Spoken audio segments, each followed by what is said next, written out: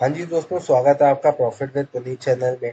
आज हम लोग समझेंगे कि what is option trading. Option trading क्या होती है और उसके अंदर यूज होने वाले कुछ बेसिक टर्म्स जैसे कि इंट्रिंसिक वैल्यू, टाइम वैल्यू और प्री। आज हम लोग ये चार बेसिक टर्म्स को समझेंगे, तो इस वीडियो को पूरा देखिएगा क्योंकि इस वीडियो की बस ये सिंगल वीडियो नहीं है ऑप्शन ट्रेडिंग के ऊपर। हम लोग इसकी पूरी सीरीज लाने वाले हैं। ठीक है, तो वीडियो को स्टार्ट करते हैं कि what is option trading. Option trading क्या होती है। तो मैं आपसे पूछूं भाई, ऑप्शन का मतलब क्या होता है, तो आप मुझे क्या बोलोगे। ऑप्शन का मतलब होता है कि विकल्प। ठीक है, हिंदी में क्या बोलते हैं उसको, विकल्प। एक दूसरा अल्टरनेटिव, है ना। चलिए इसको एक सिंपल एग्जांपल से समझते हैं कि मान लीजिए आज आपने डीमेट अकाउंट खुलवाया। ठीक है, और आपने उसमें 10,000 रुपये ऐड किए। ठीक है, और आपको टाटा का कोई शेयर लेना है। चलिए मान लेते हैं आपको टाटा का कोई शेयर लेना है जिसकी वैल्यू चल रही है 1,000 रुपये की। ठीक है, सो आप बताइए कि 10,000 रुपये में कितने शेयर आएंगे। तो आप क्या बोलोगे, सर 10 शेयर आएंगे। ठीक है, चलिए मान लेते हैं कि 1 जनवरी को आपने टाटा का कोई शेयर लिया जिसकी वैल्यू थी 1,000 रुपये की। ठीक है, आपने 10 शेयर लिए 10,000 रुपये में, और मानते हैं कि 31 जनवरी को उस टाटा के शेयर की वैल्यू जो आपने ली थी उसकी वैल्यू हो गई 1,100 रुपये की। समझ में आया। तो आपको 10 शेयर पे कितने रुपए का प्रॉफिट हुआ। आपको 10 शेयर पे हुआ 1,000 रुपये का प्रॉफिट। ठीक है, एक महीने में आपको 10% का प्रॉफिट मिला। लेकिन अगर आप ऑप्शन ट्रेडिंग कर रहे हो, अगर आप स्टॉक मार्केट में पैसा बनाना चाहते हो, तो आपको 10% के रिटर्न एक दिन में एक्सपेक्ट होने चाहिए। ठीक है, आप एक दिन में चाहते हो। अब एक दिन में 10% 20% के रिटर्न कैसे ले सकते हैं, ठीक है, ऑप्शन ट्रेडिंग से। सो चलिए समझते हैं। जब आप टाटा के ये 10,000 रुपये में, जब आप टाटा के 10 शेयर ना खरीद के, जब आप 10,000 रुपये में टाटा के 500 शेयर खरीद लो। अब आप बोलोगे सर 10,000 रुपये में 500 शेयर कैसे आ सकते हैं। तो आप मुझसे पूछोगे सर 10,000 रुपये में तो सिर्फ मेरे पास 10 शेयर ही आ रहे हैं।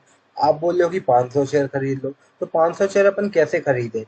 क्या इसके पास कोई ऑप्शन है, क्या हमारे पास कोई विकल्प है, क्या हमारे पास कोई जुगाड़ है कि हम 10,000 रुपये दे के 500 शेयर खरीद लें टाटा के।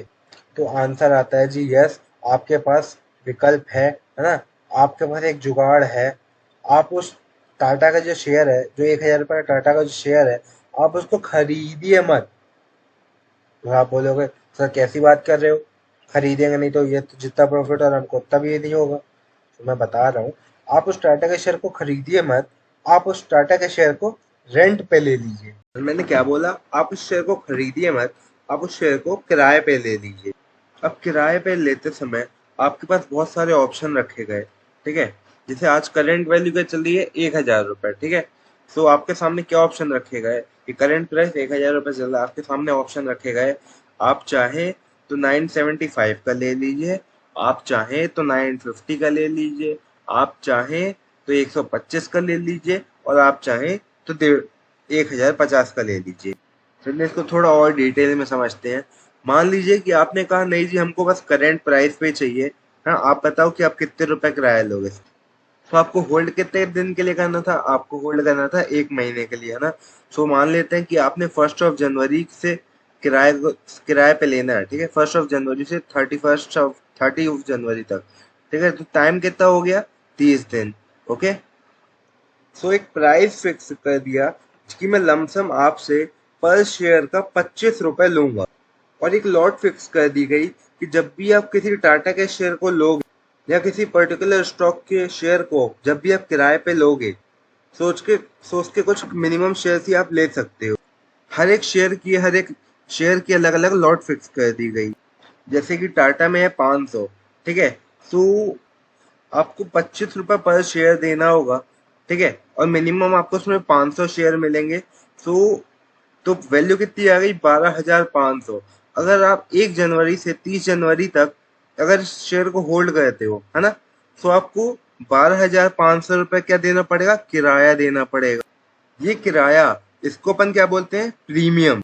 इस प्रीमियम के अंदर क्या है, इस प्रीमियम के अंदर सिर्फ और सिर्फ टाइम वैल्यू है। क्यों, क्योंकि स्टॉक का प्राइस सिर्फ 1,000 रुपये चल रहा था और आपने 1,000 रुपये ही उसको लिया। आपको इंट्रेंसिकली कुछ फायदा नहीं हुआ। ये जो 12,500 रुपये आपको प्रीमियम देना पड़ा, ये पूरा का पूरा आपको टाइम की वजह से देना पड़ा। और ये जो प्रीमियम होता है, इसको अपन बोलते हैं एट द मनी का प्रीमियम।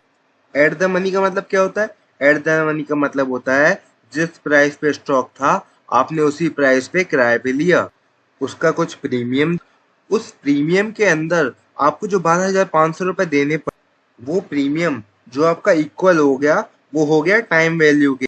और यहाँ पे आपकी जो इंट्रिंसिक वैल्यू है वो 0 है, क्योंकि आपको एक्स्ट्रा बेनिफिट यहाँ पे कुछ भी नहीं हुआ। आपने बस 12,500 रुपए किराया दिया है। उस किराए को हम क्या बोल रहे हैं? उस किराए को हम प्रीमियम कह रहे हैं, उस रेंट को हम प्रीमियम कह रहे हैं, उस टाइम वैल्यू को हम प्रीमियम कह रहे हैं। और जब ये एट द मनी पे लिया जाए तो प्रीमियम टाइम वैल्यू के इक्वल हो जाता है। कितनी वैल्यू है? 12,500 रुपए। अब आप चाहे इसको टाइम वैल्यू कह लो, आप चाहे इसको प्रीमियम कह लो, at the time at the money concern. अब किसी होशियार आदमी ने कहा, नहीं जी, 1,000 रुपए का तो स्टॉक प्राइस चल रहा है, लेकिन मैं जो किराए पे लेना चाहता हूँ वो 975 पे लेना चाहता हूँ। क्या ऐसा कोई ऑप्शन है? सो ऑप्शन आता है, हाँ जी ऐसा भी ऑप्शन। अब इस आदमी ने जिसने 975 रुपीज किराए पे लिया और आज की डेट में प्राइस कितना चल रहा है? 1,000 रुपए। सो इसका मतलब उसको 25 रुपए ऑलरेडी वो प्रॉफिट में है, इंट्रेंसिकली वो 25 रुपए प्रॉफिट में है। सुनने क्या कहा कि 25 रुपए आपको 100% तो देने ही पड़ेंगे, क्योंकि ऐसा तो है नहीं क्योंकि आप 975 पे अभी खरीदो और 1 मिनट बाद 1,000 रुपए पे बेच दो। 25 रुपए पर शेयर तो आपको देना ही पड़ेगा। हाँ, आपसे थोड़ी सी टाइम वैल्यू कम ली जाएगी, आपसे किराया उतना नहीं लिया जाएगा। क्यों? क्योंकि आप ऑलरेडी रिस्क ले रहे हो 25 रुपए का। क्योंकि अगर 30 जनवरी को 975 का आ गया, सो ये जो इंट्रेंसिक वैल्यू हम आपसे 25 रुपीज ले रहे हैं ये पूरी की पूरी आपको 0 हो जाएगी। क्यों? क्योंकि आपने 975 पे लिया और 975 उसका रेट आ गया। सो जाहिर सी बात है आप 25 रुपए लॉस में चले गए। जब आप इंट्रेंसिकली ही 25 रुपए लॉस में चले गए, सो आपसे किराया थोड़ा कम लिया जाएगा। सो ये कौन सा प्राइस आ गया? ये प्राइस आ गया इन द मनी। सो ये कैसे डिसाइड हुआ? जो स्टॉक का प्राइस है, जो उसके अंदर अगर आप खरीदते हो, सो उसको अपन क्या बोलते हैं? In the money. सो हमने पूछा जी, आप हमसे टोटल प्रीमियम कितना लोगे?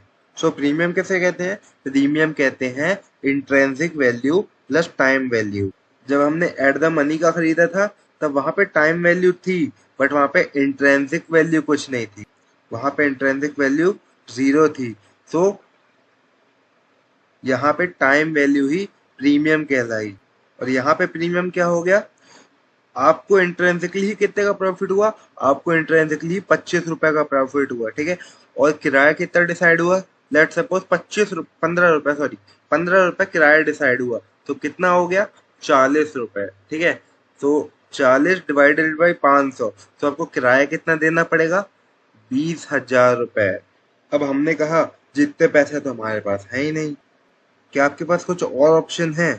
तो उन्होंने क्या कहा, ऐसा करो जी, 1,000 रुपए का प्राइस चल रहा है, आप इसको 1,025 रुपए का खरीद लो।